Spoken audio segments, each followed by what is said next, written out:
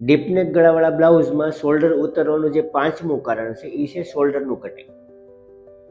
તમે normally શોલ્ડરમાં minus કરીને તો કટિંગ કરો જ છો, પણ શોલ્ડરનો જે સ્લોપ આપવાનો, શોલ્ડરમાં જે ક્રોસ આપવાનો છે એ કઈ સાઈડ આપવાનો હોય? આપણે નોર્મલ તો ડ્રેસમાં ને બોટનેક ગળાવાળા બ્લાઉઝમાં આપણે આર્મોલ સાઈડ શોલ્ડર ક્રોસ આપતા હોઈએ, કારણ કે આપણે બોડીનો જે ક્રોસ હોય આર્મોલ સાઈડ હોય છે. આ સાઈડ ઊંચો ને આ સાઈડ નીચો હોય.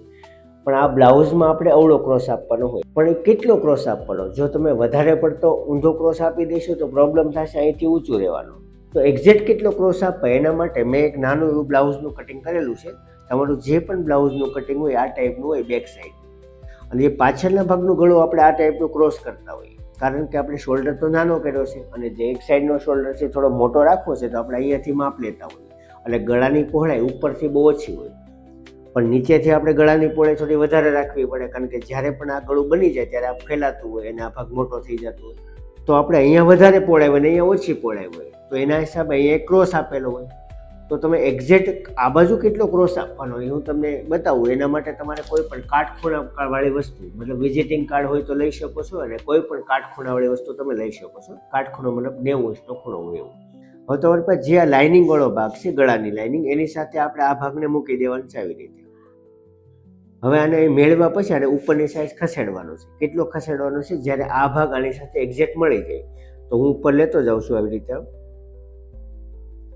અને આ જે અણી છે આની સાથે મળવી જોઈએ. તો આપણે અહીંયા ક્રોસ, આ જે ભાગ છે ને આર્મોલ સાઈડનો જે શોલ્ડરનો ખૂણો છે એક્ઝેક્ટ આની સાથે મળી ગયો છે, અને અહીંયા આપણી પાસે એટલી જગ્યા બચી ગઈ છે.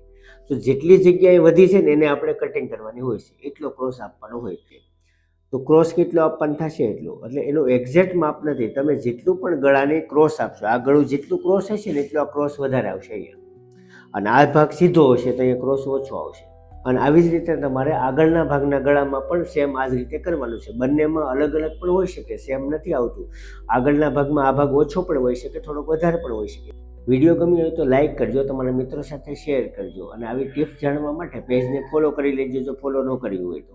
અને કમેન્ટ બોક્સમાં કમેન્ટ જરૂરથી કરજો કે વિડીયો તમને કેવો લાગ્યો.